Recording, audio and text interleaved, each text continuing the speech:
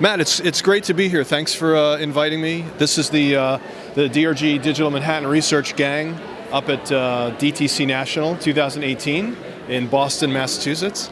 And Matt and I were just talking about how interesting it was to find out that there's very little discussion today about television.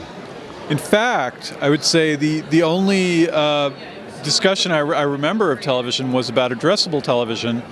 And the gist of it was essentially that this was bringing digital into the TV world. Yes. So digital is eating television. It's like, what was the MTV song? Oh, Video ate the radio star? Video ate the pharma DTC ad? So digital is finally eaten the DTC star. I suspect some of that crossover is why our friends at Kantar have been recognizing that the investment in DTC television is down.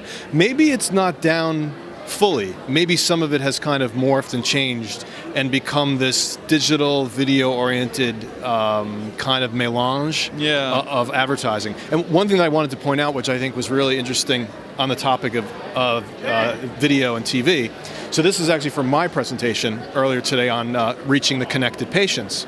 So one of the slides that people found quite interesting was the fact that when we looked at our connected patients, and those are the ones that have used wearables for health, have used telehealth, that sort of thing, they were 105% more likely than the overall population of US patients to use YouTube for health information. And I think it just goes to show you that as generations come up and become increasingly technological, and even as a lot of the Gen Xers, I think that's you and me, recognize that the box in the living room is maybe a little passé. What you're really finding is the fact that video is the new TV. And it doesn't matter where it comes from, it's the content. Our kids are on YouTube nonstop, aren't they? Yeah, pretty much so. Well, but here's something else about that I thought was interesting.